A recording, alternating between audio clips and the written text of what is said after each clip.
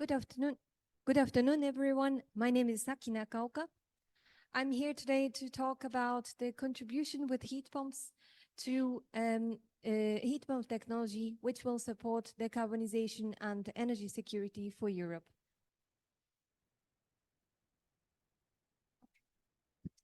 Before I begin, let me first introduce myself and Daikin.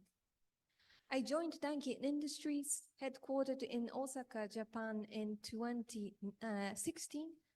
And in 2019, I was dispatched to Daikin Europe, headquartered in Ostend, Belgium. I am based in Brussels and working at Environment Research Center of Daikin Europe. The focus of my work is policy research around the environment and climate. Daikin Europe started its operation in 1973 in Ostend, Belgium. This year marks our 50th anniversary. Over the 5 decades, we have expanded to all areas of Europe, Middle East, and Africa, having more than 13,000 employees. Daikin Global Group has a proximity strategy, meaning we produce locally and strive towards a short value chain. Therefore, we have 14 main manufacturing sites in EMEA region, as well as a new plant being built in Poland for the operation in 2024. Our core technologies are heat pump technology, inverter technology, and refrigerant control technology. As you can see on the right-hand side, we apply these technologies to our wide range of products of heating, ventilation, air conditioners, and refrigeration products from domestic to industrial applications. As you can see on the left, Daikin Group announced our Environment Vision 2050 5 years ago, aiming to achieve carbon neutral by 2050 while providing safe and healthy air environments. This is closely linked to our 5-year strategic management plan, Fusion. We incorporate our action plans in its roadmap and follow up the progress. One of our growth strategy themes of Fusion 25 is, as you can see on the right-hand side, is the challenge to carbon neutrality. We've set targets to reduce emissions throughout the entire life cycle of the products by more than 30% by 2025 and by more than 50% by 2030 compared to the 2019 baseline. In fiscal year 2022, we achieved 14% reduction as a group. In addition to existing measures, we are introducing new initiatives such as achieving carbon neutral at our own factories by 2030 and focusing more on business activities that are contributing to achieving carbon neutrality and overcoming societal challenges. This includes heat pump heating business, which are especially important to Europe in replacing fossil fuel-based heating systems. Now I would like to move on to my main topic about the importance of heat pump technology in the decarbonization and energy security for Europe, as well as the policy measures supporting the development of the heat pump market. So we have a picture on the left-hand side explaining the principle of heat pumps. However, Mr. Watanabe clearly explained how it works. So I'd like to draw your attention to the right-hand side.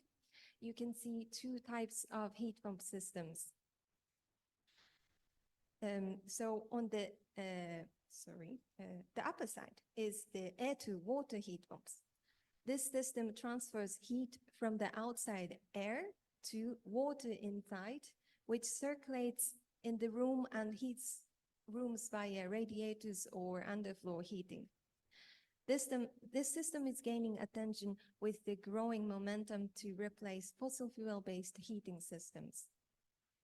Another system is the air-to-air heat pump, which you can see at the bottom right.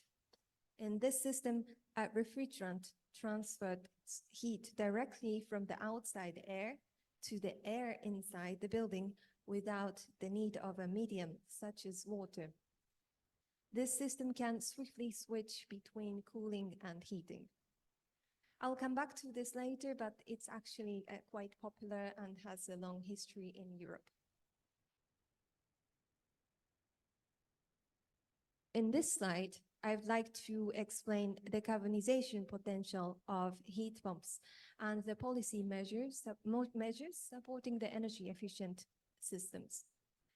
The graph on the left shows the heat pump potential, decarbonisation potential of heat pumps. The upper side of the graph shows the emissions from heat pumps. The blue represents direct emissions from refrigerants, and orange represents the indirect emissions by electricity. This is expected to be reduced over time with the emission reductions from the refrigerants and the decarbonization of electricity. The lower side of the graph shows the avoided emissions by replacing fossil fuel-based heating systems with heat pumps, considering the effect of REPower EU. REPower EU is speeding up this transition to achieve Europe's decarbonization and energy security. The image on the right shows the energy labeling for space heaters, so-called Lot 1. Energy labeling is an European regulation to provide a clear and simple indication of the energy efficiency and other key features of products. In previous labeling, separate labels were used for different technologies with different energy sources. It was not possible for the end users to compare the efficiencies of heat pump technology and fossil fuel-based technologies. This was revised in 2017, and the new label, which is shown on the screen, has made it possible for the end users to compare existing fossil fuel-based heating systems and new technologies such as air-to-water heat pumps in the same label. As you can see, the standalone fossil fuel-based systems tend to be found at the lower side of the label, while the heat pump technology is in the higher categories. This was quite meaningful, as it has created awareness for consumers and a push to select more energy efficient products. Not only air-to-water heat pumps, but air-to-air heat pumps are playing an important role in both heating and cooling. As you can see on the left, the air-to-air heat pump market is quite larger in Europe than air-to-water heat pumps, thanks to their flexibility and easiness of installation, price, and resistance to freezing in cold climates. Please look at the right upper graph. This is the annual heat pump sales here in France in unit. The light blue represents air-to-air heat pumps, and we can see it was even popular in early 2000s. The bottom graph shows the situation in Finland. This may be a bit surprising to some of you because air-to-air heat pumps can be sometimes seen as cooling equipment. We can see the same trend that air-to-air heat pumps have been quite popular in Finland as well.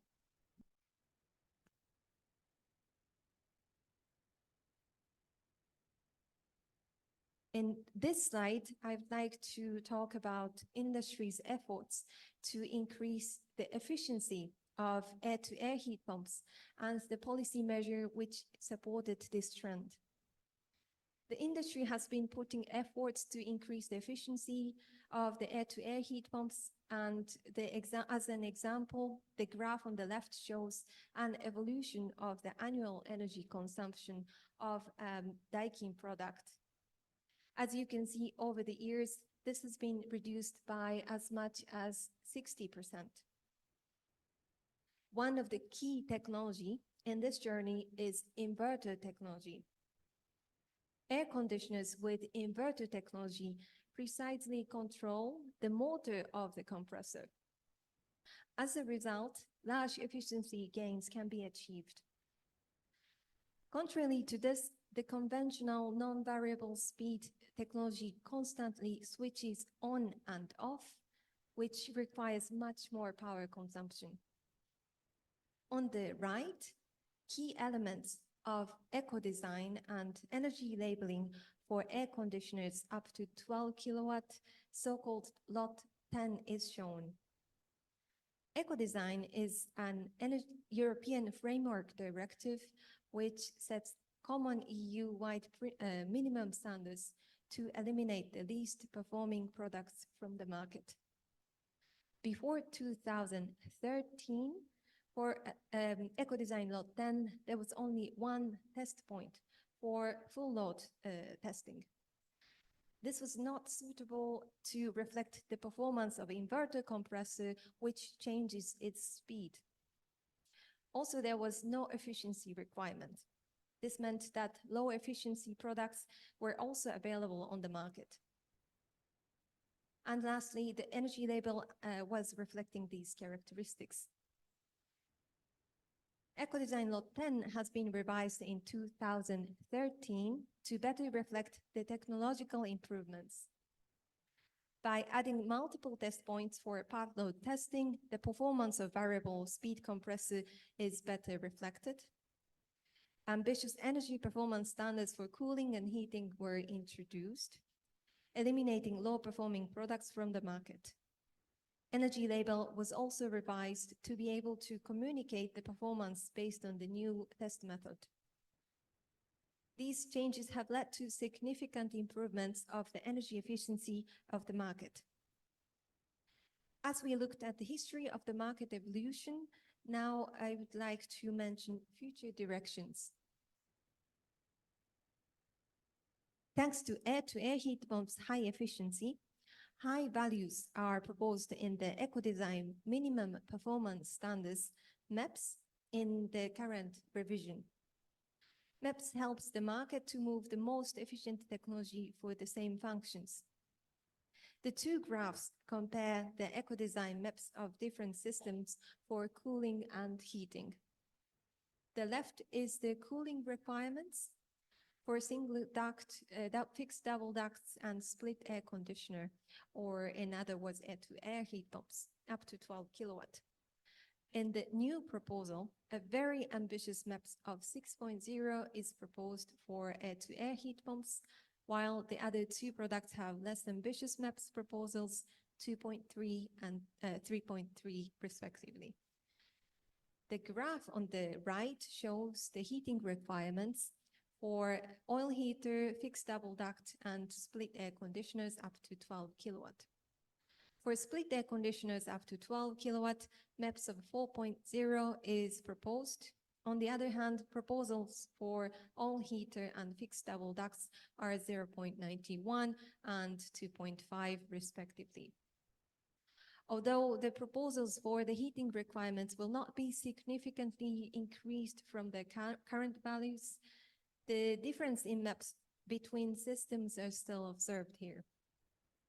This means that some of air-to-air heat pumps, which can be more energy efficient than other technologies indicated as light blue or red, cannot be placed on the market if they fall below the high MEPS.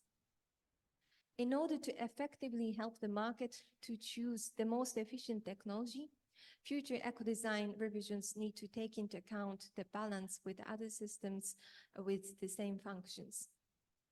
It is also important to consider wider perspectives, such as changes to other relevant influencing regulations. Please go to next. I'm scrolling the slide, sorry. From now on, I would like to introduce some of Daikin's initiatives to improve energy savings. The first example is heat recovery through a combination of systems with different functions, which Daikin has been developing over the years. The Combinipack is a package system combining refrigeration, comfort cooling, and heating functions developed in Japan and introduced to Europe. As you can see in the image on the left, it recovers waste heat from the refrigeration systems and uses it for heating. This system is favored especially by small retailers, such as the one pictures on the left. Right. Daikin Europe led a demonstration project of Combinipack using CO2 as a refrigerant until this year, supported by EU LIFE program. This slide shows the contribution of heat recovery to demand reduction.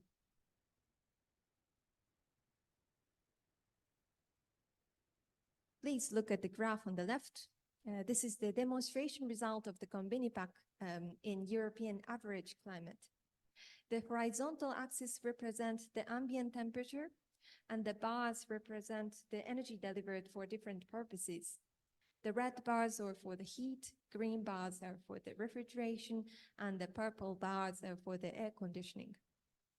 The rejected heat from the refrigeration was recovered and used to heat indoor space, and this is described with the black line.